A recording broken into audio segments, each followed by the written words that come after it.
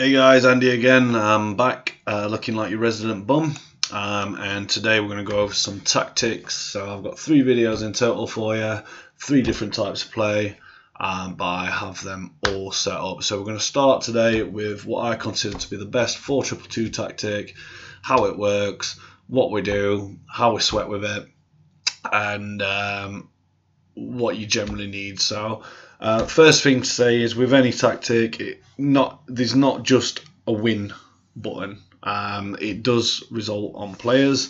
You can see my squad here. I'm just working towards my striker now because I messed up with my transfers, and I've gone down from quite a large amount of coins to very few. But I'm hoping to change that very soon. But nonetheless, let's move into the tactics. So like I say, solid team here. Excuse me. But let's have a look at what we're doing. So tactics. So you can say I use a 4-4-2 to start, just for chemistry. However, I will be moving into a 4-2-2 in game, and that's how we roll. So 4 defenders, 2 CDMs, 2 wide cams, and 2 strikers. So the game's all about pace at the moment, and if I found this has been my go-to tactic until yesterday when I finalised my Bundesliga team, but that's for another video to what I'm going to show you how it works. But generally, not this game, you need to know how to manual defend, you need to close channels down, and you need cover at the back, cover through the middle, because generally all people seem to know how to do is press your Y or your triangle button, combine that with your L1, through ball, over the top through ball, one end of a pitch, you've got no cover at the back, you're done for. Okay, so bit of a sweaty tactic, this one. I won't say sweaty, it's just covering your own back at this stage until you can fine tune it. And if you, like I said, AI defending is almost gone, so you need to be good at manual defending. If you're good at that, this tactic is going to cover all the bases, and obviously, you know, it's no super tactic. However, it should help plug a few of them gaps if you play this way. So you want balanced on your defence. Your width, as you can see here, we've sort of gone middle of the road with it. And that just keeps you sort of balanced anyway, and then how your players will drop in a bit. It covers all angles, and if people start playing through the middle as they generally do, it covers that. And then if they start going down the wings with the pace monsters, you're eventually going to sort of push your players out, and then you'll cover the wings anyway. And then as they come closer into the box, your players will start to condense, crowding them out, hopefully stopping them breaking through for you. So depth, gone for 3.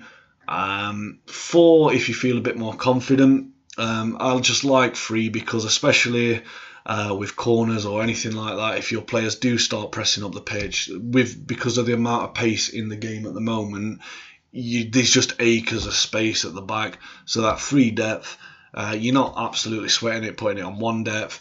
You're not inviting the team onto you constantly to pressure you. You've got a good spread of players, and then if you're like me that likes to build up, it gives you plenty of options up front. So again, offensive styles balanced.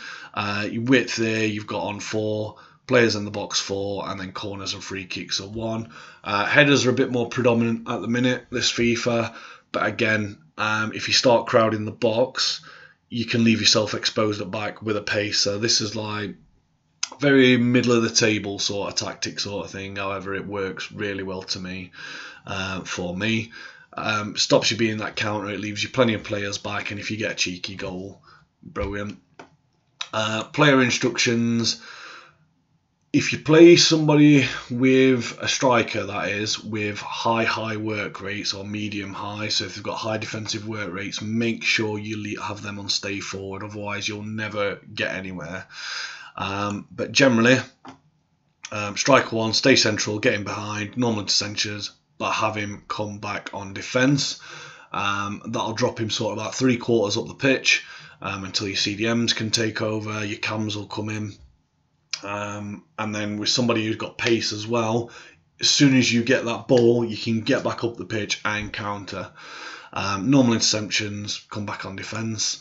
That's the same on striker. However, if, like for example, Haaland will be going into this spot, once I get my coins back up for him, he's high. When I was playing him yesterday, because of that high defensive work rate, he just went missing. He would never back, so he's going to be on.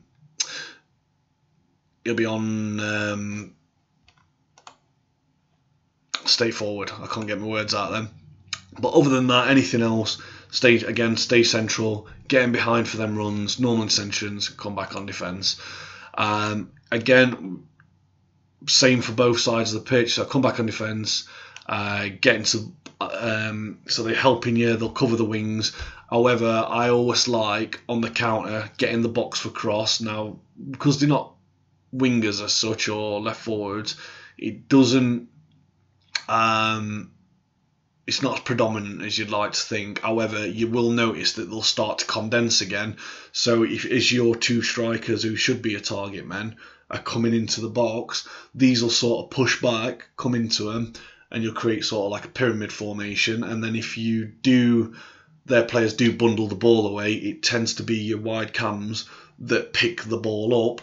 You can knock it then, so in this case to Sane, cross to Gnabry, get a ball roll in, and then finesse it in, or take it up to the corner post and then cut back in, and then you'll have your strikers there waiting for you. So stick to position, normal interceptions, get in the box, come back on defence, and that should be the same. Come back in defence, get on the box, stick to position, and normal interceptions for the right side as well. Defensive midfielders, so you can change these up. You can have a slightly more attacking one. If you've got a more attack-minded one, so somebody with better shooting, you can change this up. But again, I've balanced on defence, stay back while attacking, normal sections, and have him cover centre. So again, it just stops players getting dragged out for that pace, especially if you've got a couple of pacey centre mids as well, or defensive midfielders in this case. It stops you getting caught out. It crowds the middle of the field. Your cams will, come back with you. So you sort of end in a 4-4-2 as your cams drop in, and then your strikers will come back and get ready to break again. These will crowd, and then your cams will push out a little bit wider. So you're defending in that 4-4-2, as it were. So cover centre, again, balance, stay back, normal extensions, cover centre, and then the back line's pretty simple. So I've come out of tactics, haven't I? Let me go back in again, sorry. So tactics, change mentality to 4-2-2, player instructions, sorry. So left back, stay back while attacking, normal, mixed attack. Don't touch your centre backs, and then same, stay back while attacking, normal extensions, mixed attack, and your keeper you don't touch. So that's generally it for that one. So as I say, you're dropping your depth back, but you're not sitting on your back line. And basically, all you're doing while the game's like it is at the minute, you're stopping that build-up play from pace. You're crowding the field so it stops the through balls. Now, obviously, you do need some skill with defending. You can't rely on AI defending again. However, this is going to make it a lot harder for your opponent to start breaking the field of play down, just playing them one-ping balls. And just breaking through constantly. And because you've got that back line sat quite deep, but not so deep that you're constantly pressured, it just leaves you a fine balance where your CDMs, your cams, or even your striker, if you want to sort of bring one down through the middle, it stops that ball, or you try it in game, you'll see what I mean. So it's all sort of hard to explain, but you just cut a lot of the channels out. And I used to use 4-1-2-1-2, and I have got a tactic 4-4-1-2-1-2. You do need a specific set of players for that. However, if you've got some, decently paced players, with the defensive stats, you'll notice with how this tactic's set up and where your players end up. The only thing that you do really need are pacey strikers, which Diamond doesn't, and all that allows you to do is just sort of build up again.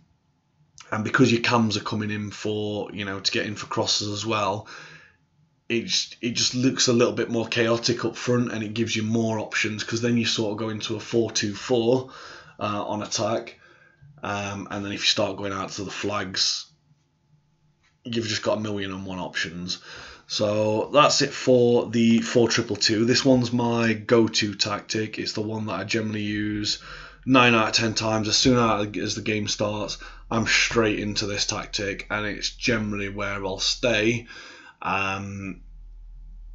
until one or two things happens, which is going to be in my next video, and I'll show you the new tactic, if you like, which with a full pacey team or with physical teams, it does wonders. So I'm going to leave this here, guys. Again, like, comment, subscribe. The more backing and following I get on these videos, the more I'm going to do. But at the minute, as I say, I'm not really getting the views that I'd like, but it's there. So I'm going to drop this one on YouTube, and I'll catch you in the next one.